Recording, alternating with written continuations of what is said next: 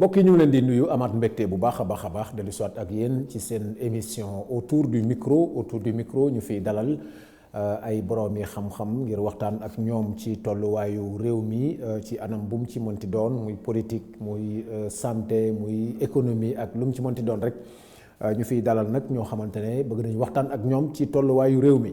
moo tax tey mbokk yi ci seen numéro bu bees bi di autour du micro ñu am mbégte dalal fii Issakha Bary moom nag membre la ci commission sport bi nga xamante ne ñoom ñoo nekk ci MOCAP di mouvement national des cadres de PASTEF di cadre yi nga xam ne ñoom ñoo bokk ci biir PASTEF mu bokk ci commission sport bi am na yeneen ni ndombo tànk yoo xam ne ci biir waxtaan bi dinañu ko gën a leeral ci présentation bi kon fépp fu waay nekk rek di ñu teewlu am nañ mbégte bu baax a baax àndaat ak yéen ci seen plateau autour du micro ci Dakar Matin monsieur Bary kontaan nañu bu baax a baax ci ñëw bi nga ñëw ci plateau autour du micro ci Dakar Matin ma bàyyi la nga nuyoog mbokk ñuy seetaan laataa ñuy tàmbali waxtaan bi. asalaamaaleykum maa ngi nuyu Socé ba nga lay nuyu déjà di la remercier ci dalal bi ma dalal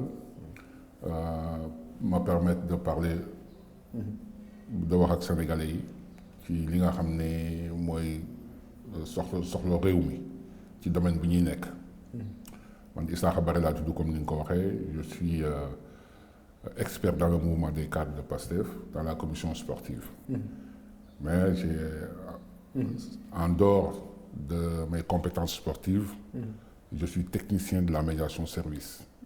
Quand on dit technicien de la médiation service, on a plusieurs domaines de compétences là-dessus. On peut parler d'orientation, on peut parler d'insertion, on peut parler de médiation pure et dure, de gestion des conflits et autres. D'accord. Voilà.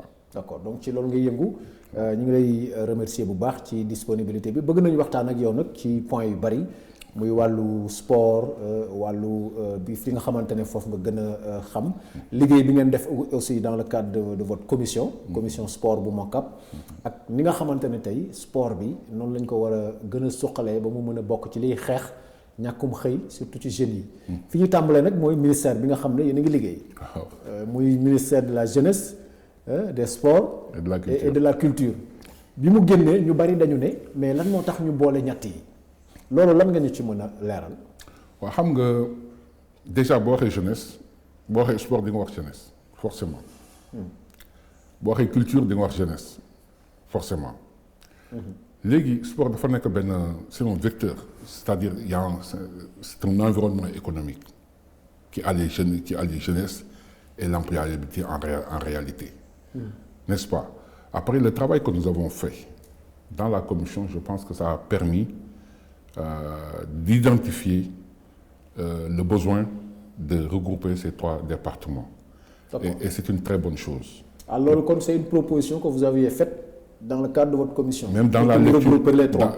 Non, c'est dans la lecture. Parce qu'en fait, MOCAP, c'est un mouvement des cadres, des commissions qui travaillent. Chacun maintenant avait une mission sur le projet. À force de travailler, quand les experts synthétisent, donc ils voient le link. Oui. C'est pour ça que PASTEF c'est fort. C'est fort parce que c'est un État avant déjà d'arriver à prendre le pouvoir. Ah bon? Mais oui. Comment? Mais parce que les gens travaillaient pour le développement du pays.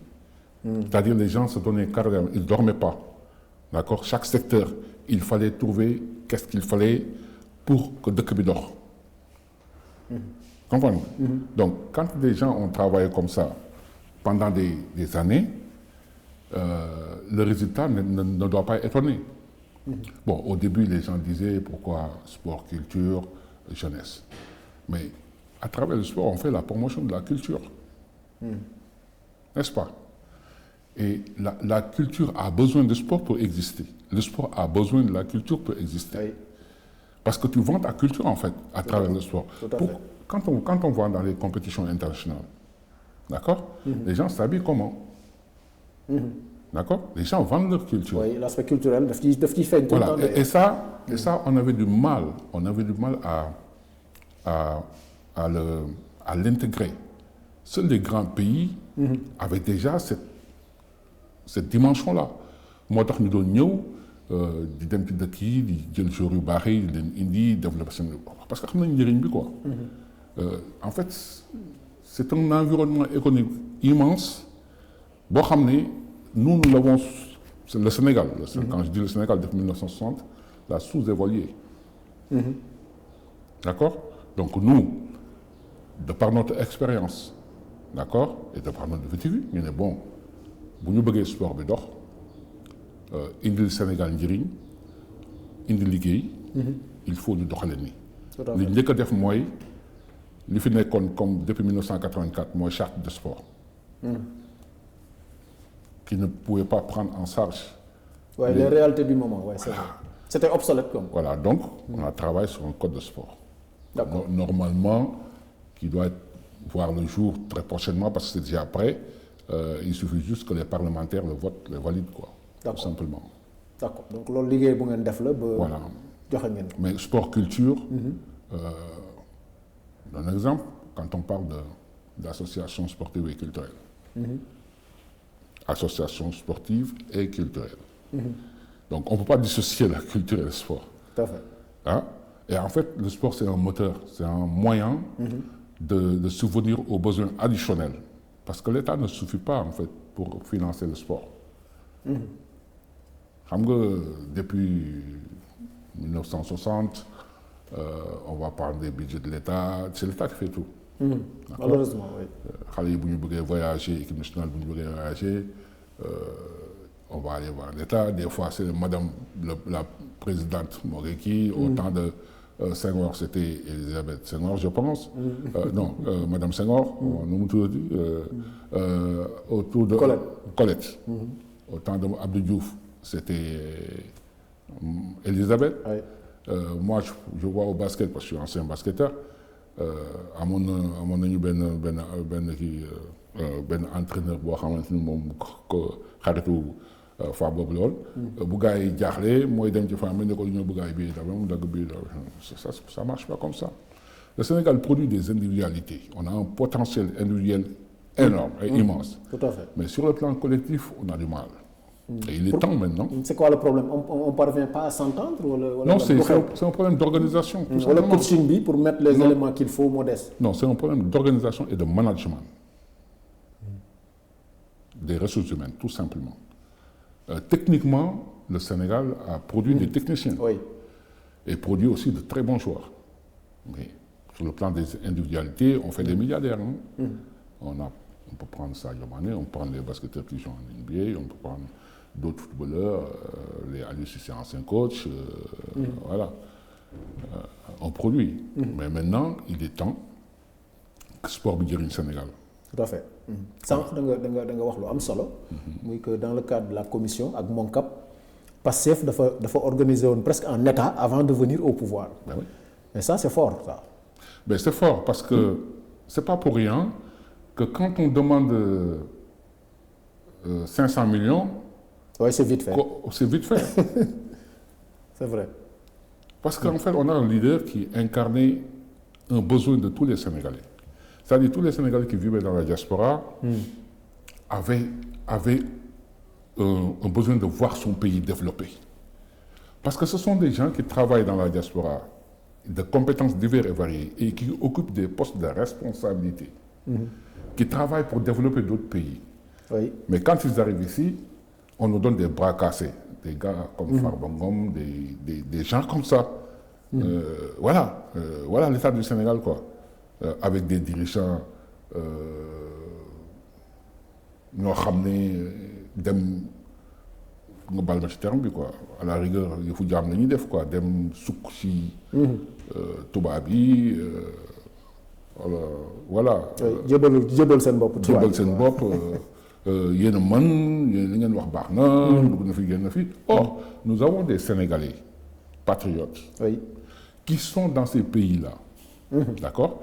Et qui incarnent le leadership reconnu. Ça c'est vrai. Mais malheureusement seen réew du leen delloo lu ñu. Quand le président Ousmane est venu, ça fait paf, la connexion s'est faite. Naturellement. Non, c'est un besoin. La connexion s'est faite. Et puis quelqu'un qui te dit, qui a un comportement, un vécu, qui te dit, si vous avez vu 50 francs CFA que j'ai pris, qui ne m'appartient pas, mettez-moi en prison. Mais ça, c'est fort. Hein? Et dans son entourage, il y a plusieurs personnes comme ça, y compris le président de la République actuelle. Est-ce que, par exemple, Ousmane Sonko a réussi, loo xamante ne Macky Sall mënu koon réussir mooy le fait de fédérer les compétences nationales? Mais non, c'est pas Macky Sall. C'est au-delà de Macky Sall. Pourquoi Sonko l'a réussi et que ñoom mënuñ ko réussir? On peut pas parler de... On ne peut pas mettre au même pied d'égalité Macky Sall et Sonko. Pourquoi? Ça, c'est dévaloriser Ousmane Sonko. C'est pas la même chose. Ils ne boxent pas dans la même... Non, c'est pas le même état d'esprit, c'est pas le même comportement, c'est pas la même vision. Ousmane, il a fait quelque chose de grand. Ousmane, il est plus haut que les grands du monde, soi-disant les grands du monde. Ce qu'il a fait, dis-moi, qui peut détenir le pouvoir, d'accord, en sachant que lui, il a le pouvoir d'arracher le pouvoir, il le lègue, il le donne. Ça, c'est fort. Hein? Les gens ne comprennent pas cette dimension. Ousmane est au-delà, tu sais. Il y a là de faire 100 ans, il n'est que un phénomène. C'est vrai. Il y a le moyen de Ousmane.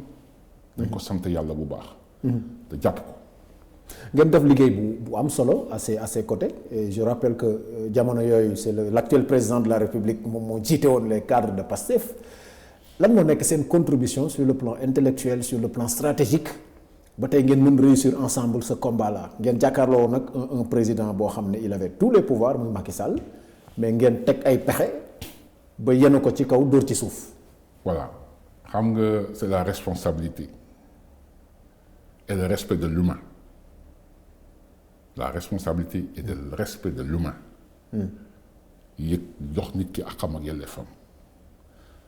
Dans notre commission, dans mon cas, oui. du ma la wax ni c'est de l'eau glacée, hein? Mais booy wax dañuy déglu. Donc, tu apportes ta contribution. Et maintenant, quand il y a une décision, on respecte la décision. Parce que débat bi am na. oui. ku nekk par exemple xam nga waxtaan gars yu bari dañuy wax waxtaan. Ils ne définissent pas le truc xam nga waxtaan balaa muy am. day am déjà ndaje. parce que waxtaan la donc ndaje boo amee ku nekk da ngay wax sànni bu ñu wax ku nekk waxee sànni ba noppi ñu wax tànn bu ñu waxee tànn ba noppi ñu wax tàcc. loolu ñuy tàcc mooy loi. mooy fonctionnement bi. dimension boobu. moom la nos adversaires. mënul woon identifier. En plus, le PASTEF est au-delà d'un parti politique. Le PASTEF, c'est un modèle économique. Ah oui? Ah oui. Le PASTEF est au-delà d'un parti politique. C'est-à-dire que les gens nous attaquaient sur des plans politiques. ay seen yooyu ñu xam. ñu ñàkk fayda yi ñuy def ay jiñante fii sosal fii dugg na fii génn fii. Or PASTEF, c'est un modèle économique ça nekkul ci. xay niveau boobu. D'accord. Donc forcément mënul am impact parce que yow pendant ngay sosal parce que loolu ñoom loolu la ñu xam. nga sosalaatee. ñii dañ naan mais. ñun li ñuy gis ak li ñuy wax ak ñi li ñuy wax du benn. oui donc les adversaires amuñu woon cette dimension. amuñu ko pour mën a comprendre. ce qui est derrière PASTEF. bu ñu bëggee concurrencer PASTEF. il faut que ñu bàyyi seen yooyu dem ci ay modèles économiques. PASTEF il faut le combattre comme ça. dama leen jox clés les clés. xam nga parce que da nga koy woo ci débat économique. ci xam-xam ci xam-xam nga koy woo. ok. ne ko lii nga def ak lii foo ko teg. mu ne la fii laa ko teg ak lii nga ne ko non fii nga ko war a teg ak lii man nii laa ko gisee. sans violence. moo tax bu ñu am adversaire. d'accord alors bi référentiel bi génnee. seen adversaire yi ngay wax ba tey il continue à dire que yéen a doon wax projet bi li ngeen fi génne te c'est un cabinet qui l'a fait alors que PASTEF a suffisamment de cadres ku mel ni yow ñooñu tey ban réponse nga leen di opposé. mais non mais vous voyez xam nga franchement loolu di ci wax sax da ngay tuutal sa bopp quoi parce que ñëpp gis nañu ah. parce que bu mu soxlaa xaalis ñoo ko cotisé. c'est cadre yi ñoo ko jiite militants yi topp ci suñu booy yi gars yi di wooye indien. booy gëm seen bopp lañu. xam nañu bëgg. oui. comprendre donc amul projet dañu baax nañu xool. fii ñoom seen problème xam nga lu leen seen problème. mooy dab Pastef. est-ce que dab bi dina yomb. non du yomb. ak fi ñu toll nii. non du yomb. wallaay la azim. kooku maa la ko wax. gis nga ñun dañu liggéey ci employabilité. waay on va y revenir. parce que commission yi dañuy jox mission dañu naan la yéen lii mooy seen xam-xam ci li ngeen di yëngu léegi da ngeen di wax problème yi lan la. d'accord bu ngeen identifier problème yi ba noppi ah ngeen xool lan moo indi problème bi. d'accord ba noppi indi ci ay pistes de solution. d'accord. comprendre donc le nombre de commissions qui a dans Pastef secteur bu nekk am na commission. secteur bu nekk am na commission moo tax ga doo gis gars yi mukk songu Pastef ci ay débat. Ousmane def na ko bind na pétrole et gaz. bind solution. oui. woo journaliste yi fële ne leen kaay leen am ay journalistes yu koy laaj ci ay ngëmam. oui. comprendre. format boobu c'était la première fois muy am. je pense. nee naa la Ousmane fi mu teg. Ousmane dañ ko war a jàngale dans le monde amul équivalent dans le monde kooku moi je te le dis amul. il a réinventé la politique. La façon de faire la politique, il l'a réinventé dans le monde. Pas seulement au Sénégal. Non, je dis dans le monde. Mais demal ci yenn dëkk yi demal États-Unis lu ñu lay wax démocrate. républicain. oui. seen archive la ñuy jël. mais Ousmane il a réinventé. donc les leaders de ce monde doivent s'inspirer de. yàlla moo ko defoon Sonko. oui. d'accord. kooku yàlla moo ko defal dañ koy nangu gis nga boo ko nangulee di nga sonn.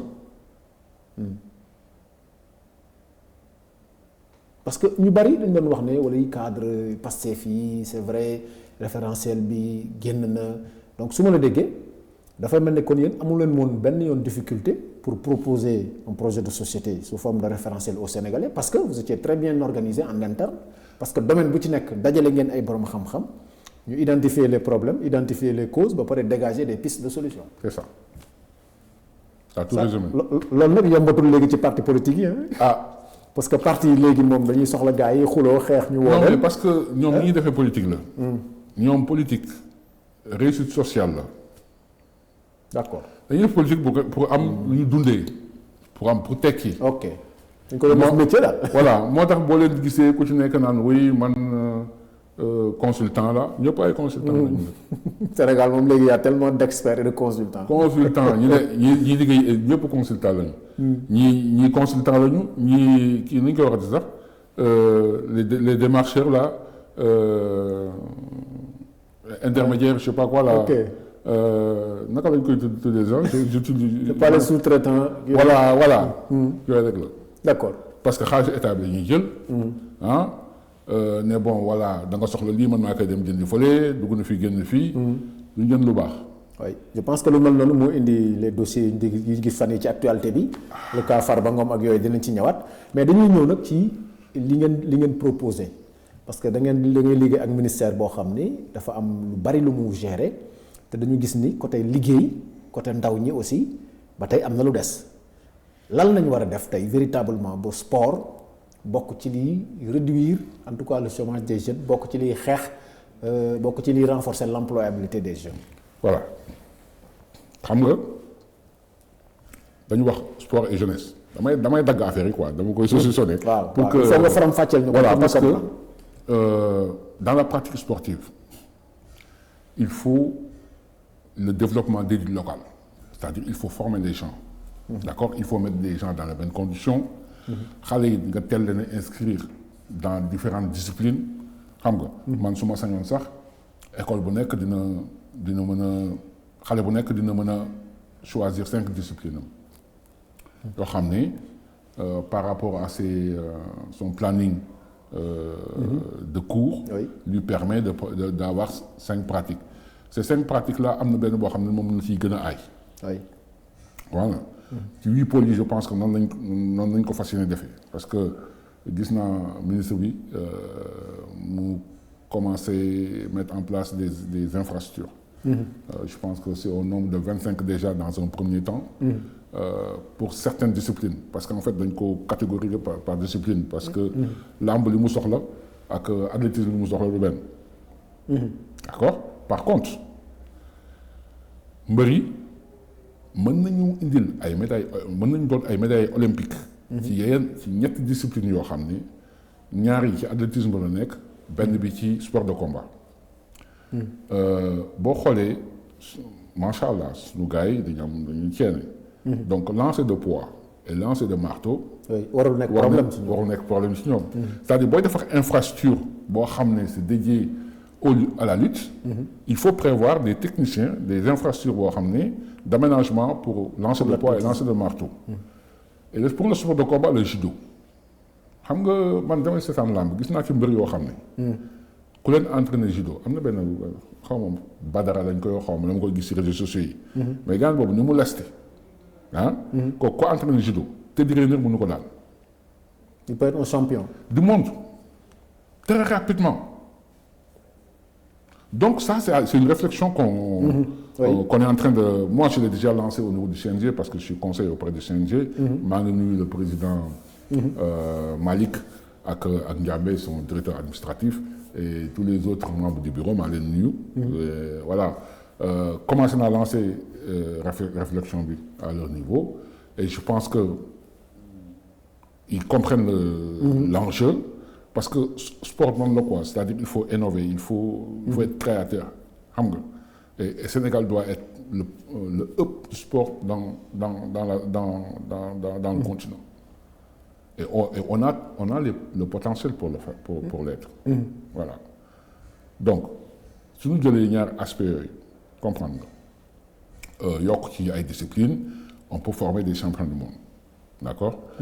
Maintenant concernant comment le sport peut apporter une contribution sur l'employabilité, moi je dis aujourd'hui à l'état actuel on peut réduire le chômage de 40%. Ah bon? En utilisant le sport. Comment? De 40%. xam nga on a un besoin. L'État du Sénégal a un besoin et une priorité qui est la souveraineté alimentaire. Donc qui dit employabilité parle de jeunesse. Nous avons la jeunesse. D'accord? Les jeunesses sont attirées par les championnats populaires, étant gérés par l'ONCAV qui a fait un excellent travail. Et la lutte. Loolu c'est ñun ñoo ko moom en fait ay pratiques la yoo xam ne ñun ñoo ko moom c'est-à-dire ñun la bokk. suñu culture la. Donc comme que lamb ci mbay la juddoo on a une jeunesse qui ne travaille pas et des compétences diverses et variées parce que les championnats populaires c'est ñu fa nekk di liggéey. ñu fa nekk c'est des universitaires en général qui n'ont pas de travail c'est-à-dire c'est des gens qui ont des compétences diverses et variées. Vous avez ñoo xam ne génn nañu ci système bi scolarité amuñu qualification. professionnelle. Mais am nañu comment dirais-je énergie bi ak ñoo xam ne ñi ngi jàng ba léegi ak ñoo xam ne jànguñu. Mais déjà loolu foofu rek. Si on prend les universitaires yi nga xamante ni am nañu compétences diverses et variées sur la formation sur l'accompagnement ainsi de suite ça c'est de là ça permet aux ASC de travailler toute l'année. En plus de ça comme on a besoin d'aller vers la souveraineté alimentaire. D'accord.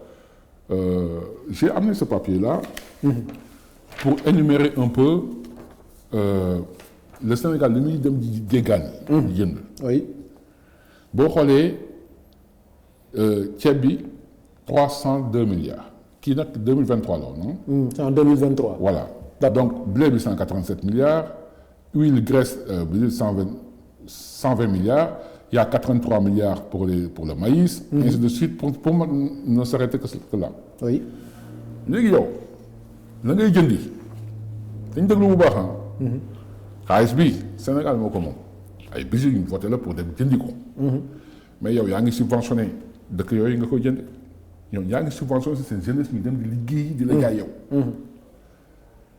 yow am nga suuf mu bëgg ñu déglu bu baax li ma wax. am nga suuf am nga main d'œuvre am nga ressources humaines am nga ndox. lan moo des c'est la main d'œuvre donc l'État doit subventionner la main d'œuvre et ça il va le faire sur peut-être 1, 2, 3 années. Ça va permettre de permettre aux entrepreneurs, de créer des entrepreneurs, de vrais entrepreneurs. Parce que quand l'État subventionne la main d'œuvre, d'accord, les gens vont produire. D'accord? Donc, quand on produit, qu'est-ce qui va se passer? Donc, dans l'agriculture, il y a la production, il y a la transformation et il y a la commercialisation. Oui. Mais ça, ce sont des entrepreneurs qui doivent la capter. Il y a même le transport. Non, c'est pas fini. C'est pas fini. Ce que je dis là, c'est des emplois directs. C'est-à-dire qu'aujourd'hui, on a un potentiel. Parce que lii boo ko calculer dem na ay 900 milliards et quelques. bu ko jegewul bu ko sorowul. Or pour 600 000 emplois au Sénégal aujourd'hui dans ce secteur-là c'est évalué à 180 milliards. 180 milliards. 180 milliards nga mën ci fay 600 000 jeunes. 600 000 emplois. Parce que y a pas que les jeunes. mën nga ci fay 600 000 emplois. Et avec un salaire qui varie entre 150 000 et 200 000 francs net d'impôts. Maintenant, sur les 180 milliards, pourquoi c'est important? Parce que les 600 000 emplois vont être des emplois directs. Je ne parle pas encore des emplois indirects. Je parle des emplois directs, les 600 000 emplois. Maintenant, ça va impacter sur d'autres secteurs qui vont devenir des emplois indirects. C'est-à-dire qu'on ne peut pas évaluer le nombre d'emplois exacts. Oui. Pourquoi les emplois indirects? Ça va impacter. Par exemple, un masse salariale de 600 000 personnes représente 180 milliards. On a une institution qui est à l'agonie. Laquelle? La Poste. Oui. Des difficultés immenses d'ailleurs. Tu loges tous les salaires à la Poste. C'est-à-dire ils vont avoir des comptes bancaires à la Poste. Les salaires, c'est payé du 15 au 15 normalement. D'accord? C'est-à-dire le système bancaire, c'est du 15 au 15. 15 jours avant le paiement, la Poste reçoit ses 180 milliards. Il fait un placement de 10 jours, de 8 jours, de 9 jours. D'accord? Ça y apporte 1, 2, 3, 4%. Je n'en sais rien. C'est fort ça. Vous comprenez? En dehors de ça, de la Poste, que j'ai énuméré comme ça, il y a d'autres secteurs qui vont être impactés. Parce qu'il faut y avoir une ligue, c'est ça, logement, restauration. Voilà. D'accord? Et en plus, je vais déjà identifier, parler de dire qu'en fait, sur ce sujet-là, j'ai suggéré qu'on puisse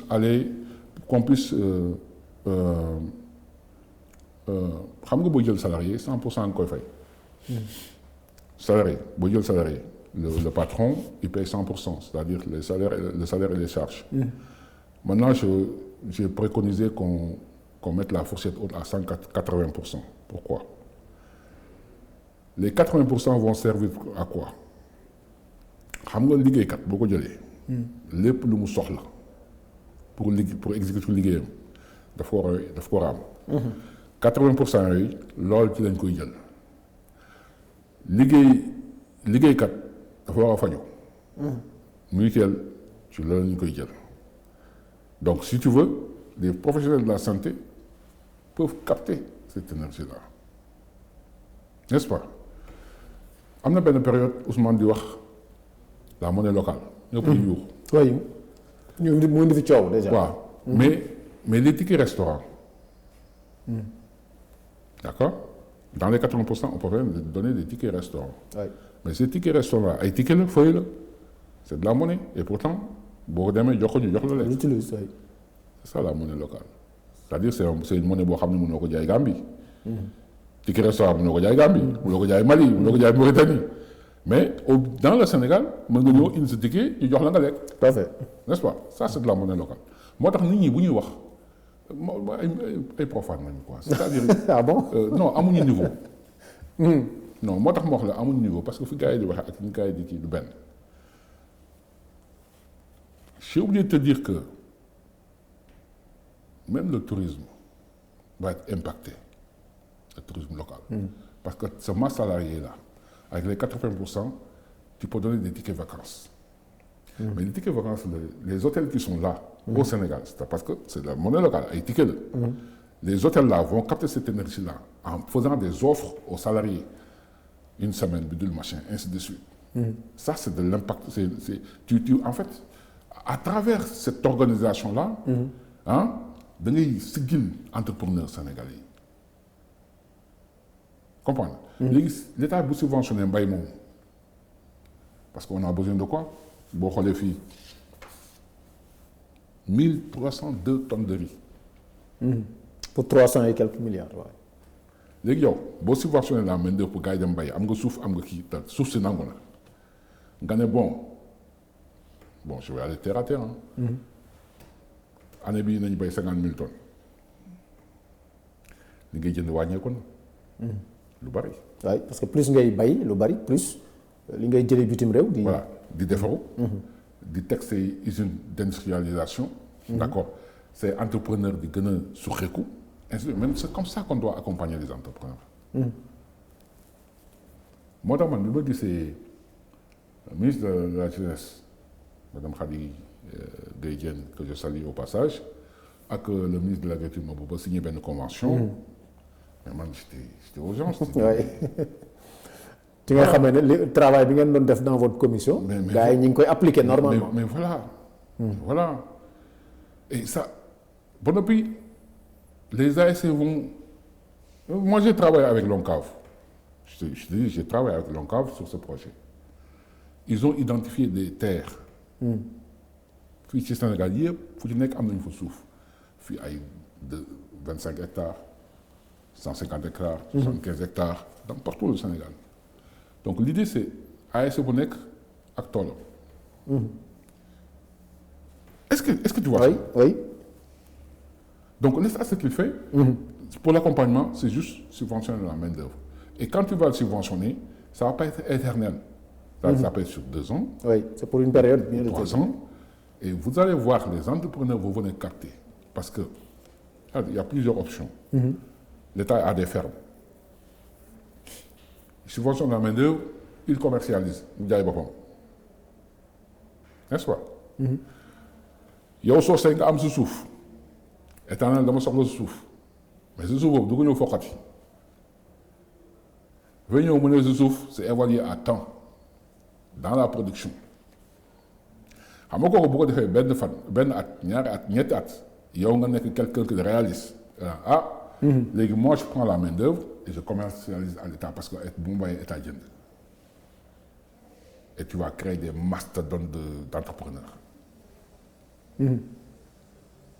ci ñun loolu la ñu liggéey. d'accord donc li ngay wax ni yëpp mi ngi ci référentiel bi et sànq yaa ngi ma doon wax naan am na loo xamante ne sax mënu ci yoon dem parce que dafa bëri. non mënu ci dem c'est-à-dire on a dans le référentiel dans le programme quand le ministre Daouda Ngom parce que c'était lui le responsable des cadres qui faisait la lecture. Il a fait une lecture universitaire. Comment li ñu liggéey ci commission yëpp en détail. xajul ci référence affaire jargon yooyu. xajul ci kii bi quoi. donc il fallait faire une lecture universitaire. Et que derrière yàlla def jël nañu réew mi maintenant on va mettre les jalons. Et c'est ce que nous sommes en train de faire dans toutes les commissions. très bien bi ñu commencé ba léegi gis nga pas yi ñu teg. oui donc respecté na li ngeen liggéeyoon dans vos commissions. c'est ça. ah oui ça vous rassure. ah oui non en fait xam nga defar moo jafe ñun li ñu yaakaaroon. bi ñu ñëwee dafa li fi nekk dañu bett. parce que yaakaaroon ñoo ni dëkk bi yàqu na yàq bi. xam nga programme xëy ndaw yi. 450 milliards la woon. 450 milliards d'accord. 2021 2023. xam nga ñoom nu ñu ci liggéey nu ñu ci créé comme emploi. parce que xëy ndaw yi lañu wax oui xëy ndaw yi naka mën a faram-fàccee ba. non c'est vrai que yaatu na nag xëyu ndaw yi c'est pour moi c'est un peu vague quoi. 65 000 emplois dama nee naa la 180 milliards 600 000 emplois directs waxuma ne indirect de 600 000 emplois directs. ah bon oui je te parle de 600 000 emplois directs. oui mais ñoom naka lañ mën a capter fonds yu bari ba pare créer nombre bu tuuti boobu en termes d'emploi. dañoo lekk xaalis wala qu'est-ce qui s'est passé. ñoom nga koy laaj parce que xam nga booy créer boo tegee budget. di créer ay institutions ay structures. oui le fonctionnement ça passe comment. ah oui ça pour le budget c'est le fonctionnement. c'est ça. mais yow ay 50 personnes ñooy 450 milliards parce que oui voilà man je suis directeur man je suis super directeur je suis chargé de mission je suis bidule machin. budget de fonctionnement bi rek presque day jël lu bari quoi. yow dañuy xale ñu liggéey xëy ndaw yow nga ne xëy ndaw ne da nga bëgg a dégg bay dunde ñu jox la 450 milliards nga ne ko tugañ. loolu lu ñu war a topp la de. parce que nag programme bi c'est pas pour rien que boo xoolee conseil des ministres bi passé président wax na ci il a même proposé qu'on change de nom parce que xëy ndaw ñi c'est à la limite c'est vague. def nañ xaalis bi. voilà 2021 2023 la woon. nee nañ ko foire. Macky Sall est-ce que du laaj audit loolu. mais le programme xëyu ndaw ñi est-ce que du laaj audit. ñu ngi ci. non ñu ngi ci. Macky Sall ak ay ministres am kooku sant Ndour laa di wax télé di wax xaw ma nu mu tudd ak l'autre là kii. Pape Malick Ndour. waaw ak l'autre ne dafay dem jàngi xaw ma mbay xaw ma lan. Mame Mbaye Niang. waaw ah bon. dem ne day jàngi Canada xaw ma moom nekkoon na foofu. gars yi li yàq dafa bari. dafa mën def ñuy renvoyer ci dossier Prodac bi. voilà. donc yàqu-yàqu bi yéen liggéey bi ngeen def dans vos commissions xalaatul woon ne leen yàqu-yàqu bi c'était si profond. non. pourtant Ousmane Sonko l'a dit mais ñu bari dañoo ne waru ko woon wax kërëb ah. non Ousmane yàlla. parce que foofu nag yéen seen stratégie dafa garaaw ah. non Ousmane yàlla da koy déy. ah nitu baatin la quoi. yàlla da koy déy. non yàlla da koy déy franchement. non c'est-à-dire c'est du sérieux quoi. dëkk bi. allah kulli yàlla day dox. gis nga fii. bu ñu paree. Sénégal dootul mën a subvenir à ses besoins de main d'œuvre ñu dem sous région bi. pour gars yi ñëw liggéey si fii. d'accord ce que veut dire que chômage moom day daal di. bu jeexul aussi non Sénégal dootul am chômeur. waaw parce que la politique d'industrialisation bi ministre bi wax bu ñu ko booleeg le sport seen domaine je pense que dina def effet quand même. waaw Sénégal dootul am chômeur parce que mécanisme yi ñu fi teg. xool par exemple ñuy wax seen politique sociale boobu bourse familiale. waaw. et au passage maa ngi nuyu madame ministre Maïmouna Dièye maa ngi lay woo nag doo wuyu. mais il va falloir qu'on parle. ah bon grand ndax da nga am dossier ci foofu. non mais xam nga bourse familiale. waaw. orientation bi ñu jël am na lu ko gën. xam nga nit boo koy dimbale ah. il faut aller aussi sauvegarder sa dignité. waaw c'est important ça. comprendre parce que xam nga mën na da ngay dimbale nit à l'époque c'était 65 milliards xaw ma Macky yóbbu na ko ba 80 xaw ma léegi ñaata la milliards. mais 1 milliard égale 1000 millions. yow soo sa tey boo amoon doom. nga yor milliard nga ne sa doom nga koy jagleel bis bu nekk nga dundale ko 50 000 francs CFA. di nga toog 100 ans muy soog a jeex. léegi boo jëlee un milliard boobu xam nga 1 milliard la at bi ñaata la 365 jours.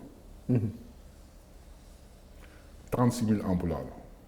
36 000 emplois. ay personnes yu mën a fay. ñi la kii yor na 80. donc tey jii on a une capacité sur le plan politique social parce que politique sociale en fait il faut comme ni ma wax nga préserver dignité nit ki. parce que nit ki et puis ñun dañu am lu kenn amul ci monde bi te rentabiliser wuñ ko. oui. xam nga ñun suñuy waajur ak suñuy maam ban culture la ñu am ku jigéen ki moo yor këram moo yor éducation xale yi. gestion gàlle bi moo ko yor. oui.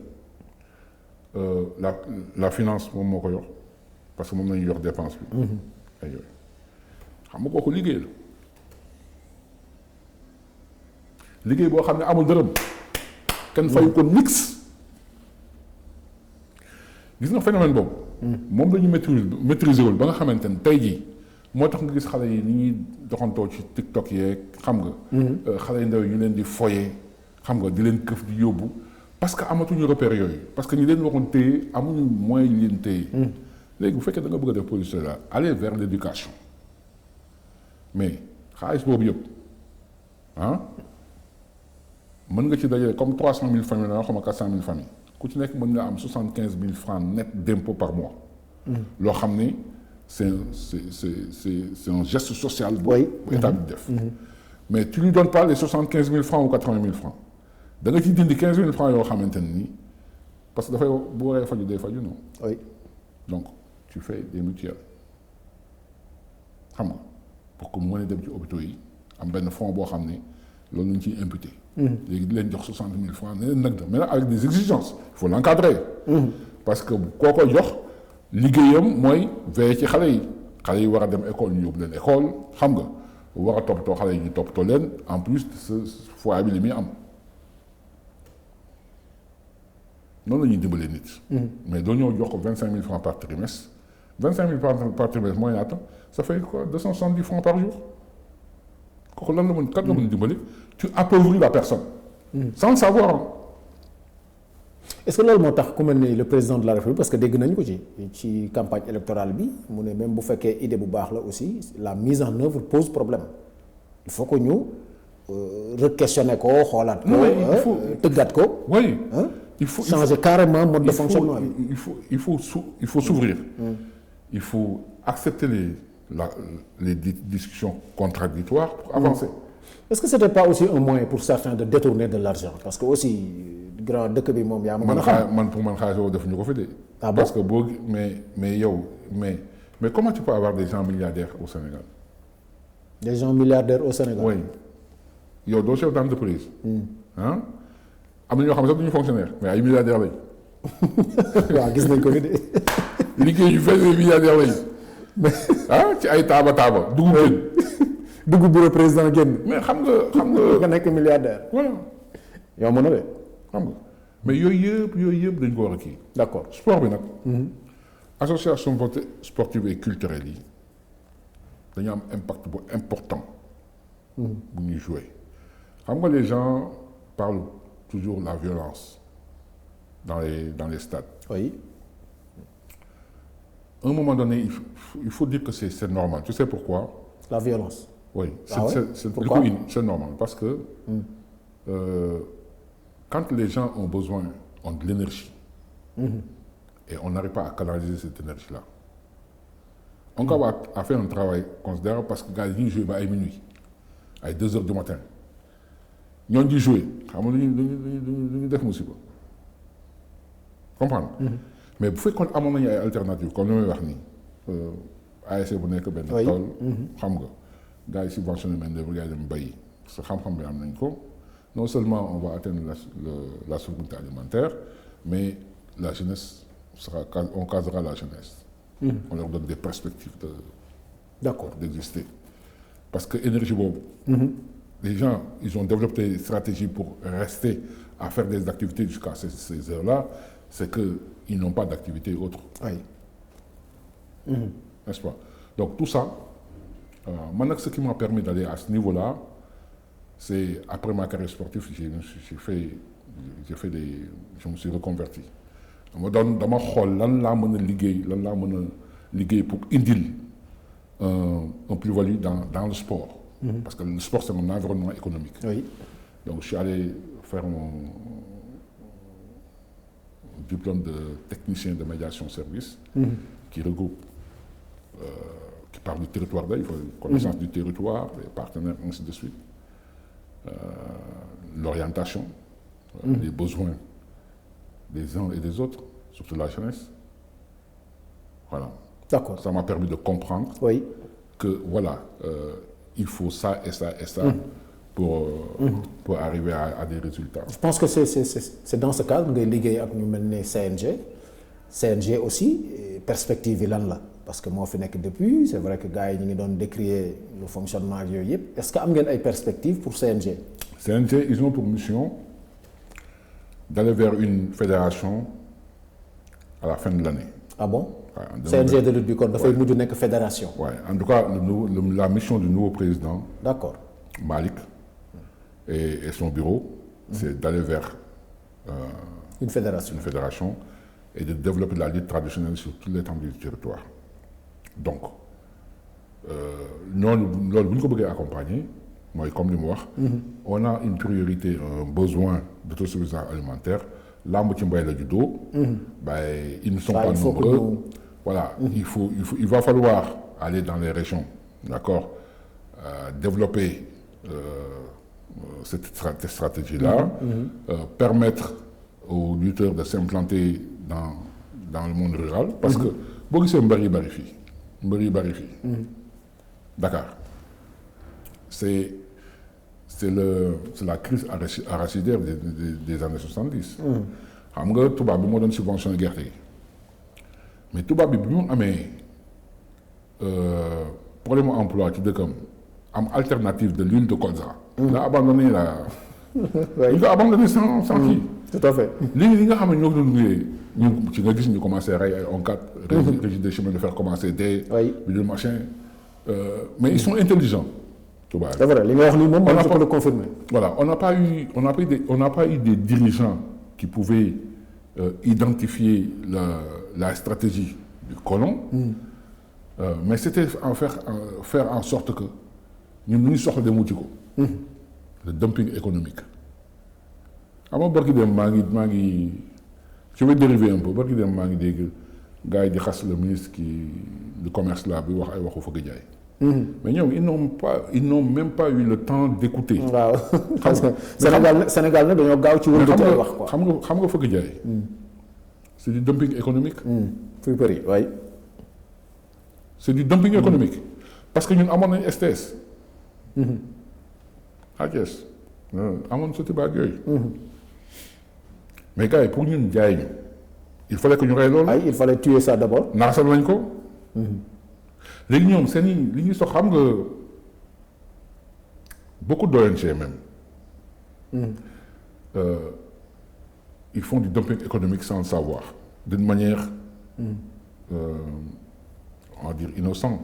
Consciente ou inconsciente. Voilà parce que dañu bëgg dimbali. Mais tous ces affaires qu'on amène là yow baa nga école xam moo koy defar du menuisier. Menuisier ébéniste et menuisier métallique. N'est-ce pas? Oui. yow nga nekk benn ONG nga ne da nga bëgg a dimbali Sénégal nga dem jël benn valeur matérielle scolaire de 500 000 € usé du matériel usé ñu jox la ko yow ne la dañ la ko may pour nga dem dimbali mais yow fi nga ñëw di ko indi fii Sénégal am na ñu fi jaay kaye jox seen entreprise. yu bees tàq. oui am ñu fi jaay bic am ñu fi jaay protège am ñu fi jaay fourniture scolaire yow nga ñëw par exemple dans la ville de Thiès il faut une valeur de 500 000 euros de matériel scolaire ñu ne lu ñuy jaay. c'est ça. matériel scolaire usé. je dis bien usé ñoom li ñu jàng ba noppi mais parce que ñoom yow bu ñu la ko mayee yow ñoom école bi ngi dem woo seen entrepreneur yi jaay. commande def leen ay commande yu bees tax c'est ça c'est ça. lu ñu waroon def xam nga ay affaires yu sew la. moo tax conseil dafa baax. c'est important. waxtaan aussi dafa baax gis nga booy jiite ah. bul xeeb.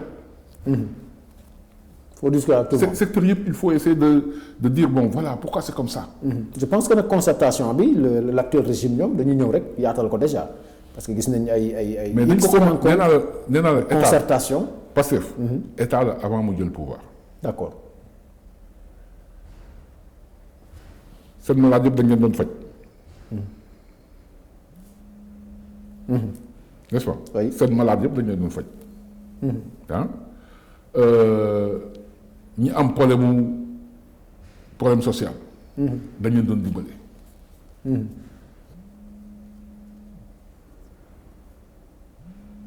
domaine boo soxla. oui boo ñëwee déjà un groupe bu gérer loolu. bu gérer loolu. très bien. donc léegi nag ñu ñëw ci les questions d'actualité. comme expliquer ñu vraiment la vision ak yooyu. actualité bi fan yi dañu gis comme li nga wax rek nekk koo xamante ne da ngay xëy rek nekk milliardaire ku mel ne Farba Ngom par exemple ak yeneen tur yu commencé génn mais comment est-ce qu'on s'est débrouillé pour que dans ce pays da ngay xëy rek liggéeyoo wala liggéeyoo lu nit ñi xam et puis nga subitement rek nga xëy nekk milliardaire comme ça. xam nga boo bëggul sa réew xam nga Sénégal dañuy wax boo xam ne on ne prête pas attention. xaalis kenn du ko liggéey dañ koy liggéeyanti. waaw loolu moom yàgg dañ ko wax da nga jàpp ne da nga jaakaar ne loolu catastrophe la. c'est une catastrophe. xaalis kenn du ko liggéey dañ koy liggéeyanti. c'est une catastrophe. mais t'imagines xam nga état c'est une maison. c'est un état en miniature. sa kër. sa kër bi nga ko organisé. oui. yow mën nga jël sa kër yow nga jël dépense yóbbu ne ko tongaañ toog di xool sa waajur sa waa kër. dama la rek. kon xiif rey leen de. oui donc boo génnee sa kër yaa ngi ci quartier bi comprendre nga. quartier bi am na chef de quartier ah day xool problème nit ñi mu relayé ko mu ci ay solution noonu la war a doxee. boo jógee ci quartier bi. yaa ngi ci ville bi ainsi de suite commune bi département ainsi ba ñëw ci état ñu jël la yow tànn la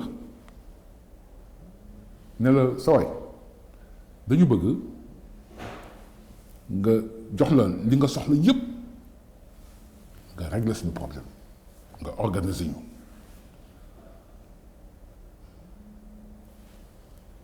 dañuy dagg ay taxes di la jox. juuti di la jox dama lebi. loo soxla yow nga jël loolu def ko sa moomeel nekk fi buur. et kooku c'est depuis 1960 depuis 1960. le pays a toujours fonctionné comme ça. oui. d'accord xam nga lu gën a aberrant xam nga fii maa ngi doon wax fii. est-ce que xam nga Sénégal ñaata emploi la créé dans la fonction publique depuis 1965 ba léegi. non. boo defee prorata bi le Sénégal n'a produit que 151 fonctionnaires par année moo tax ma tudd 200 000. 150 fonctionnaires par année. public privé boo ko xoolee motuñu 500 000 au Sénégal tu peux pas mener une politique sociale en réalité parce que boo bëggee am une vraie politique sociale il va falloir des prélèvements il faut le nombre de salariés qui cotisent. oui. pour une meilleure. Mais 18 millions, moins de 500 000 salariés. Il est où? Faut y aller. Non, tu es obligé de faire comme État leader, de décaisser un certain nombre d'argent pour soutenir. C'est pour ça que je dis, on peut créer la bourse familiale, on pourrait réorganiser et réorienter. Xam nga mën na dugg sax ci création d'emploi parce que le monde rural en a besoin et le monde rural foofu la mbay bi nekk. Comprendre. te comment faire pour récupérer tout cet argent là yi ñuy wax ne moom lañ gars yi randal vraiment pour dugalaat ko ci machine bi pour que véritablement mu mën a jur njëriñ pour sénégalais yëpp. benn un État n'a pas d'amis, il a que ses intérêts. L'argent c'est de l'écriture. L'argent c'est de l'écriture. Donc fu xaalis génn ak fi mu dugg am na trace bu génnee ci duggul feneen aussi am na trace. am na trace ça c'est vrai ça c'est vrai et suñu enquêteurs yi xarañ nañ ci trop macha allah.